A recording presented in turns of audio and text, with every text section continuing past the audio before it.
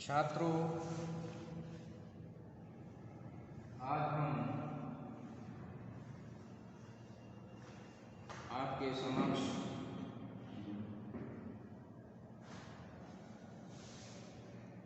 छायावाद की विशेषताओं के आलोक में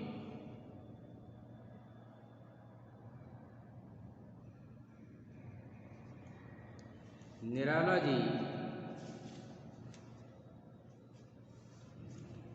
की कविता की परख करेंगे और यह जानने का प्रयास करेंगे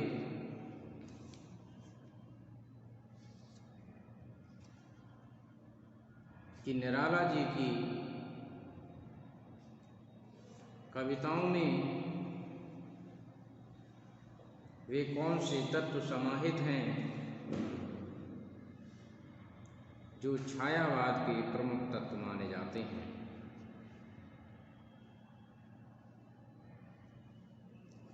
सूर्यकांत त्रिपाठी निराला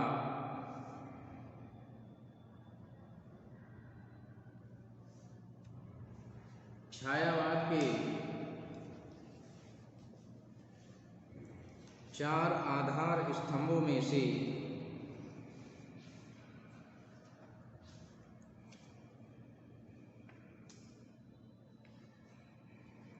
सबसे मजबूत आधार स्तंभ माने जाते हैं।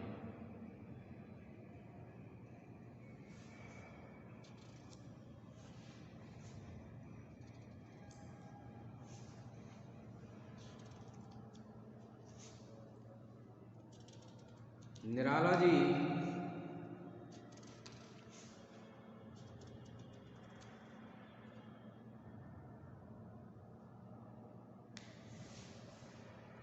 का यह नाम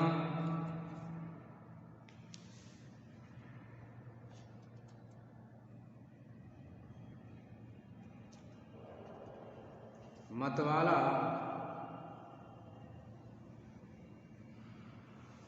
पत्र के आधार पर रखा गया।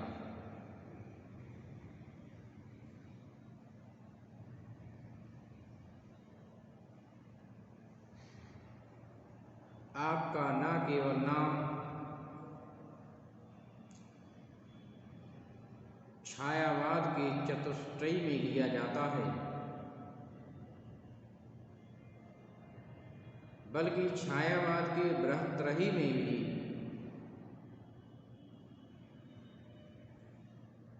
महेश के रूप में लिया जाता है।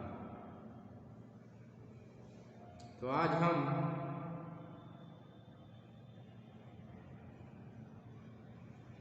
उनके काव्य की विशेषताओं के विषय में जानेंगे।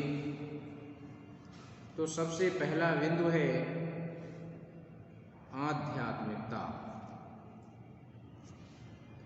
सूर्यकांत त्रिपाठी निराला भारतीय संस्कृति की आध्यात्मिकता के प्रति प्रारंभ से ही आकर्षित रहे हैं। आपने वेद और उपनिषद, भारतीय अध्यात्म और दर्शन आदि के विषय में और अध्यात्मवाद के विषय में अपने विचार व्यक्त किए हैं। जब आप लिखते हैं कि तुम हो अखिल विश्व में, या ये अखिल विश्व है तुम में, अथवा निखिल विश्व तुम एक, तो इन पंक्तियों में उनकी आध्यात्मिक दृष्टिकोण को हम देख सकते हैं।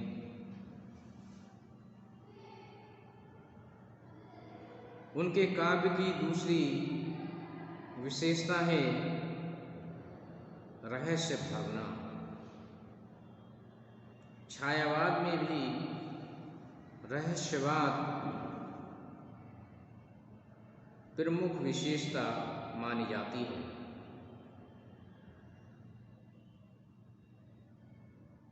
निराला जी की कविता में भी रहस्यवाद के कई सोपान देखने को मिलते हैं।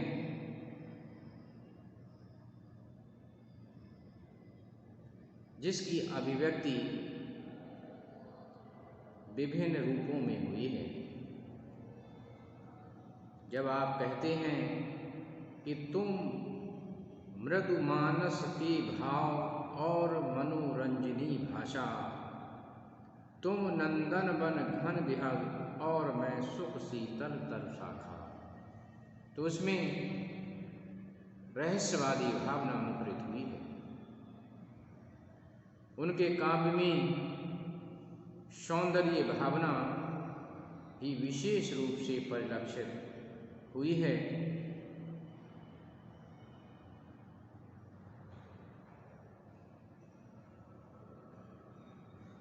निराला जी की कविताओं में जूही, शेफालिका, वनबेला, नरगिस आदि पुष्पों तथा प्रकृति के अनेक उपादानों के सौंदर्य को देखा जा सकता है। जब आप लिखते हैं कि आँख पड़ी युवती पर, आई थी वो नहाकर, गीली धोती सटी हुई भरी देह सुगर, उठे पुष्ट स्तन मन की मरु। तो ये उनका एक अपना सौंदर्य दृष्टिकोण है। इसके साथ ही लोकहित भावना भी उनके काव्य में देखी जा सकती है। निराला जी क्रांति, विद्रोह और जन कल्याण के कवि माने जाते हैं। आपने अपने गीतों में असहाय और निरीह शोषित लोगों के प्रति सहानुभूति व्यक्त की है। आपने लिखा है कि जीर्ण बाहु है शीर्ण शरीर, तुझे बुलाता कृषक अधीर, ए विप्लव के वीर चूस लिया है उसका सार, हाड़ मात्र ही है आधार, ए जीवन के पारावार। तो यह सहानुभूति द्रष्टव्य है। इसके साथ ही प्रकृति चित्रण भी आपके काव्य में देखने को मिलता है और ये प्रकृति चित्रण अनेक प्रकार से मनोहर हो गया है। उनकी पहली विख्यात कविता जूही की कली प्रकृति परख ही है। जब आप लिखते हैं कि विजन वल वल्लरी पर सोती थी सुहाग भरी, स्नेह स्वप्न मग्न अमल कोमल तनु तरुणी, जूही की कली दृगबंद किए शिथिल पत्रांक में। तो ये उनकी आपने प्रकृति को आलंबन, उद्दीपन, मानवी, अलंकृत कई रूपों में आपने अभिव्यक्त किया।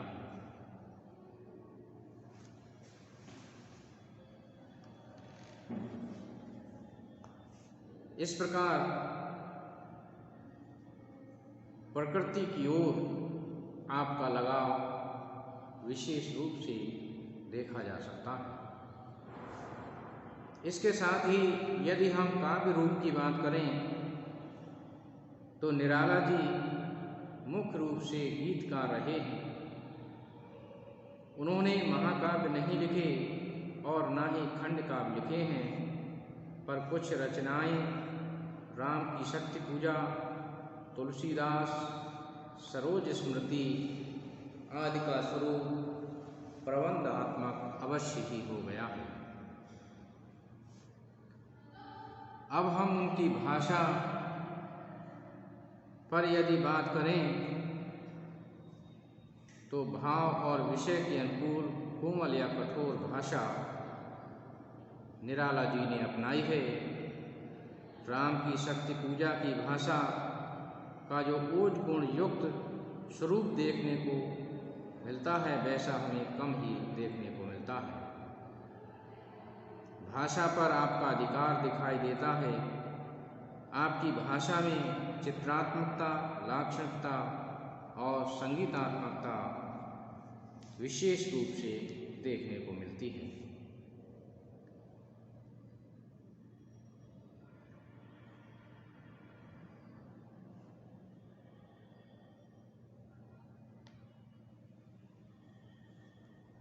आपने अपनी भाषा में सामासिक शब्दावली और संस्कृत निष्ठ शब्दावली को विशेष रूप से अपनाया है। यदि हम अलंकार विधान पर निराला जी पर दृष्टिपात करें तो हम पाते हैं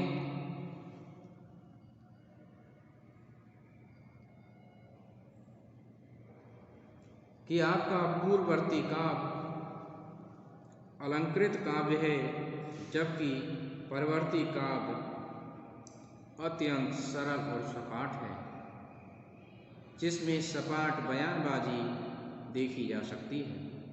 रूपक, मानवीकरण, उत्प्रेक्षा आपके प्रिय अलंकार रहे हैं। एक मानवीकरण का उदाहरण देखिए